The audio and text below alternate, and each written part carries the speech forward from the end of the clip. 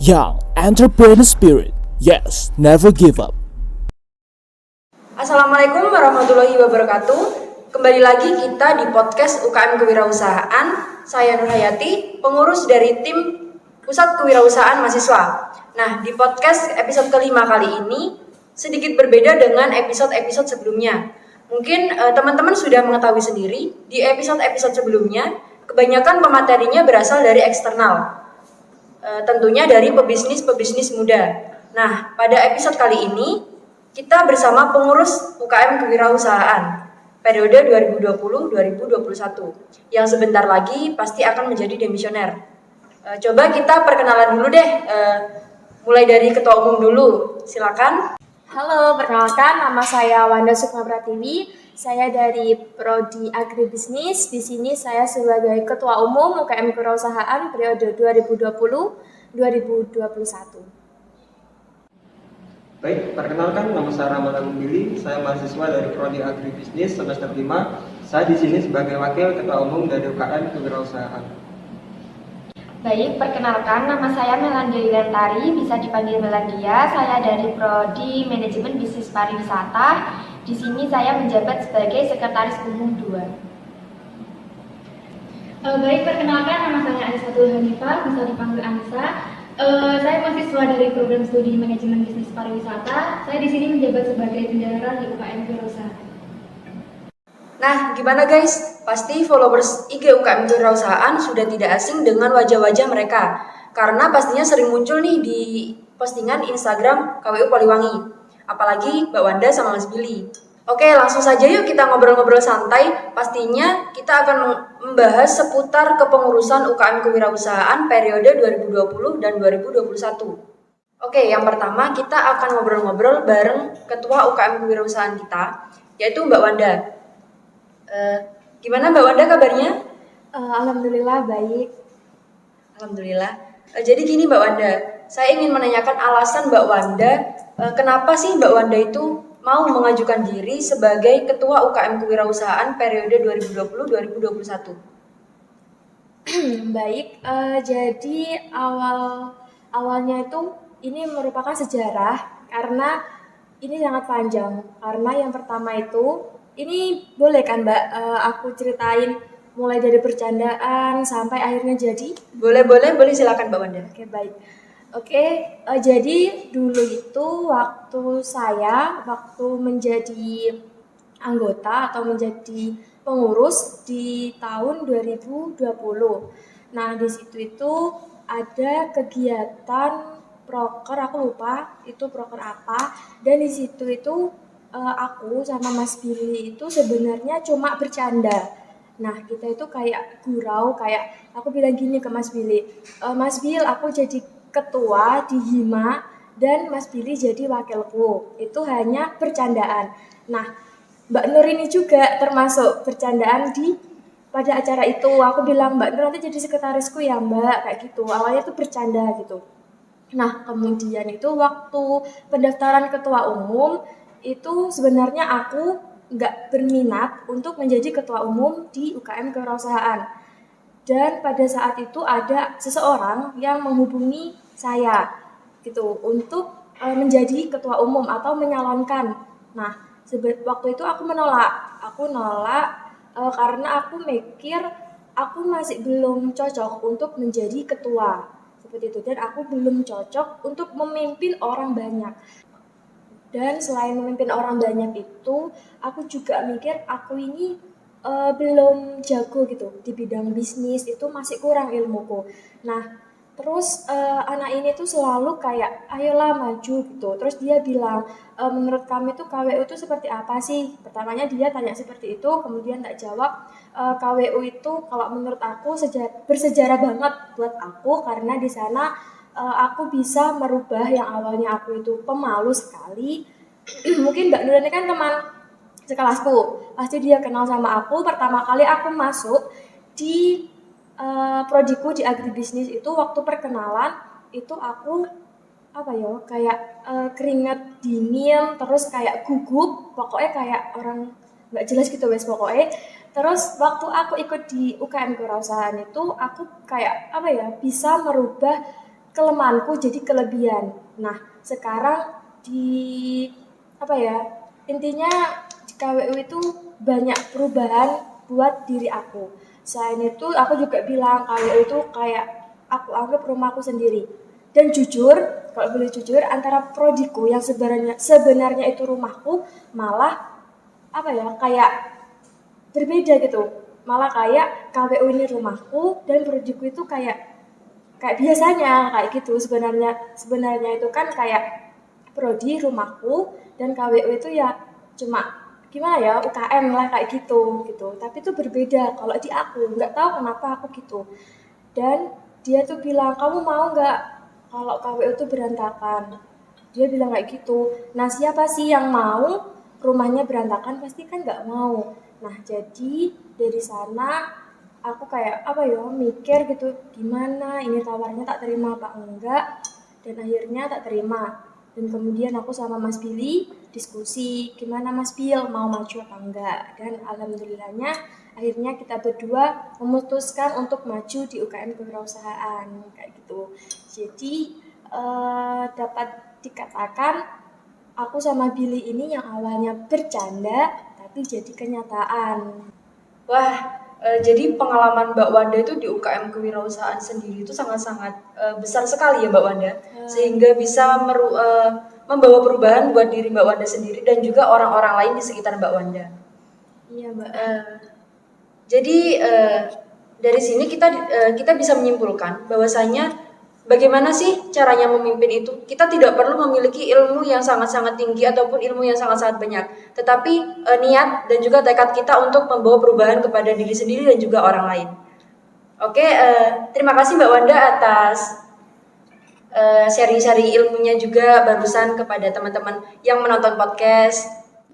Oke guys, kita lanjutkan ke ngobrol-ngobrol santai selanjutnya. Saya ingin ngobrol-ngobrol dengan Mas Billy selaku Wakil Ketua Umum UKM Kewirausahaan periode 2020-2021. Gimana nih Mas Billy kabarnya? Alhamdulillah baik, Mbak. Alhamdulillah ya. Sudah mulai merasakan kepusingan di semester 5? Ya, saya kira semuanya juga sudah merasakan, Mbak. Tapi ya, mau nggak mau kan harus tetap kita jalani. Jadi saya nggak mengeluh sedikit pun. Wah, semangat sekali ya Mas Billy. Semangat sekali dalam menghadapi semester-semester tua. Harus. Bagus. Oke Mas Bil, apa aja nih kendala yang Mas Billy hadapi sebagai Wakil Ketua Umum selama mendampingi Mbak Wanda menjabat sebagai Ketua?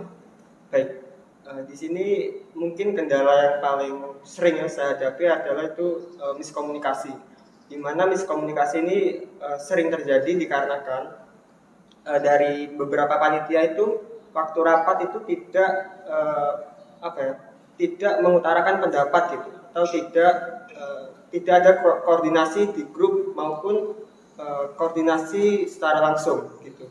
Jadi yang saya alami sendiri waktu acara itu ada beberapa hal yang mungkin itu dibingungkan oleh teman-teman panitia, seperti mungkin acaranya itu biasanya kita lakukan jam 9, terpaksa harus molor di jam 10 itu disebabkan yaitu tadi biasanya kurangnya koordinasi satu sama lain antar anggota panitia, seperti itu. Oke, mungkin ini juga bisa dijadikan pelajaran buat teman-teman yang mengikutkan dirinya pada organisasi-organisasi yang ada di dalam maupun di luar kampus. Jadi komunikasi itu sangatlah penting untuk kemajuan organisasi itu sendiri. Seperti itu ya Mas Bil? Iya benar seperti itu Mbak. Oke, langsung saja kita ngobrol-ngobrol santai ke bagian selanjutnya, yaitu ke Sekretaris UKM Kewirausahaan. Halo Mbak Melan, gimana nih kabarnya? Halo Mbak Nur, alhamdulillah baik. Alhamdulillah. Jadi aku mau tanya nih, di UKM sendiri, tidak hanya di UKM, akan tetapi di seluruh organisasi itu peran sekretaris seringkali dituntut untuk bekerja cepat dan juga tepat. Gimana sih pengalaman Mbak Melan selama menjabat sebagai Sekretaris 2 di UKM Kewirausahaan periode tahun ini? Pengalaman saya sendiri untuk menjadi sekretaris umum di UKM Kewirausahaan periode 2020 dan 2021 itu sangat banyak. Karena di sini saya menjabat sebagai sekretaris itu mulai dari mahasiswa baru. Jadi yang dulunya saya belum memiliki pengalaman, di sini saya dituntut untuk menjadi sekretaris sehingga saya harus teliti, cepat, cermat dalam membuat proposal, surat-surat untuk berlangsungnya kegiatan acara di UKM Kewirausahaan itu sendiri. Jadi di sini saya mendapatkan pengalaman banyak sekali tentang administrasi untuk mengurus proposal, terus membuat surat, jadi seperti itu. Oke, jadi pastinya Mbak Melan punya pengalaman-pengalaman baru ya Mbak ya tentunya. Ya, sangat banyak sekali pengalaman yang saya dapatkan dan juga ilmu yang saya dapatkan di UKM Kewirausahaan ini. Oke, jadi gini, pernah nggak sih Mbak Melan itu kayak sampai sama sekretaris yang satunya, Mbak Vera ya? Iya. Itu sampai kayak bener-bener capek banget, apalagi UKM Kewirausahaan kan kemarin-kemarin ini mengadakan kegiatan yang sangat runtut sekali kan Mbak? Ya, kalau capek itu pasti. Tapi kalau dari aku sama Mbak Vera itu kan selalu dibagi. Jadi kalau acara ini Mbak Vera, berarti acara berikutnya saya. Jadi saling bergantian seperti itu. Jadi nggak melulu saya dan juga nggak melulu selalu Mbak Vera seperti itu. Wah, terstruktur sekali ya berarti sekretaris-sekretaris kita dalam mengerjakan apapun itu yang sudah menjadi tugas dan kewajibannya. Oke, terima kasih Mbak Melan atas ngobrol-ngobrol santainya. Baik, dengan senang hati Mbak Nur. Oke guys, jadi kita ke bagian yang terakhir, bagian yang kita tunggu-tunggu, yaitu ke Ibu Bendahara kita. Wah, kalau bahas uang pasti teman-teman semangat nih ya jelasnya. Oke, kita langsung saja ke Ibu Bendahara kita, yaitu Mbak Anissa. Halo Mbak Anissa. Halo Mbak Nur. Wah, ceria sekali ya teman-teman, Ibu Bendahara kita ini. Jadi gini Mbak Anissa, oh bentar, saya akan bertanya kabarnya dulu. Gimana nih kabarnya dari Mbak Anissa? Alhamdulillah baik. Alhamdulillah, selalu ceria ya. Oke, saya akan bertanya mengenai uang. Wah, kalau kita bicara tentang uang, pasti itu sensitif banget ya teman-teman. Jadi Mbak Anissa kan sebagai bendahara, jadi apapun itu dari pengeluaran, pemasukan, dan juga seluruh keuangan UKM Kewirausahaan itu ada di tangan Mbak Anissa dan juga bendahara kedua ya. Gimana sih bentuk transparansi keuangan UKM Kewirausahaan kepada seluruh anggota UKM itu sendiri? Sedangkan kalau kita kan pastinya itu ada beberapa hal yang nggak bisa semuanya ditransparansi gitu kan Mbak Anissa. Itu gimana tanggapan dari Mbak Anissa sendiri? Oke, jadi tadi Mbak Nur kan bahas terkait transparansi nih ya katanya Mbak Nur. Jadi untuk transparansi sendiri, aku di sini sebagai bendahara umum dalam UKM Kewirausahaan. Jadi aku ini nantinya juga saling koordinasi sama Mbak Wanda selaku ketua umum dari KWU.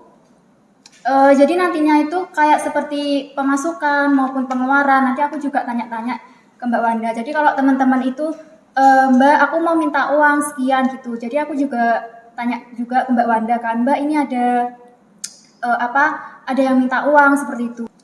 Jadi kita itu kalau terkait masalah keuangan itu pokoknya saling koordinasi aja. Terus kalau dari masalah mungkin transparansi ke anggota, itu kan tadi kita dari bendahara dan juga ketua itu kan saling saling bertanya-tanya seperti itu juga. Terus nantinya kan kalau ada teman-teman juga yang terkait tanya-tanya, Mbak ini keuangannya seperti ini. Jadi saya sebagai bendahara juga kalau ada teman-teman yang tanya masalah keuangan itu silakan bisa tanya di aku juga. Terus nanti kan kalau di akhir periode nih Mbak Nur, jadi kan juga ada kayak sidang LPJ seperti itu. Jadi di situ nanti kita juga memflorkan gitu kayak pengeluaran KWU ini segini, terus pemasukannya segini, terus kita itu juga punya saudananya segini, terus nanti sisa-sisanya uangnya itu pokoknya nanti diflorkan pada sidang LPJ nantinya seperti itu Mbak. Wah, ilmu baru nih, berarti lumayan berat juga ya Mbak Nisa ya untuk tupoksinya dari bendahara itu sendiri. Selama Mbak Anissa jadi bendahara umum di UKM Kewirausahaan, ada nggak sih kendala-kendala yang dihadapi seperti itu kan di UKM Kewirausahaan diwajibkan untuk membayar kas. Itu Ya, gimana dalam menanggapi teman-teman yang terkadang itu kayak susah banget gitu loh untuk dimintain uang kas itu. Oke, terkait masalah uang kas nih ya Mbak Nur. Ini kan masalah uang ya, jadi kayak sensitif juga kalau bahas terkait itu. Jadi aku juga sebagai bendahara itu selalu ngingetin juga ke teman-teman, ini waktunya bayar kas nih untuk bulan ini dan bulan selanjutnya mungkin seperti itu. Jadi kalau masalah kendala sendiri itu pastinya ada ya, karena kan di tahun-tahun ini atau bulan-bulan ini juga kan karena adanya pandemi corona, jadi kita itu kayak susah gitu kayak nagih uangnya. Jadi kendala-kendala itu juga ada di situ. Jadi ada beberapa nih yang dari teman-teman itu mohon maaf nih ya Mbak Nur ya, ada yang masih belum bayar sama sekali, ada yang masih setengah dan lain sebagainya seperti itu. Jadi susah bangetnya di situ. Tuh teman-teman dengerin sendiri kan kalau seumpamanya Mbak Anissa tuh udah sering kali ngingetin untuk membayar kas. Jadi kesadaran dirinya teman-teman untuk membayar uang tersebut karena itu sudah menjadi tanggung jawab kita juga. Terima kasih Mbak Anissa Ya, sama-sama. atas ilmu dalam mengurus keuangannya. Oke guys, jadi itu tadi sekilas tentang pembahasan mengenai kepengurusan harian di UKM Kewirausahaan.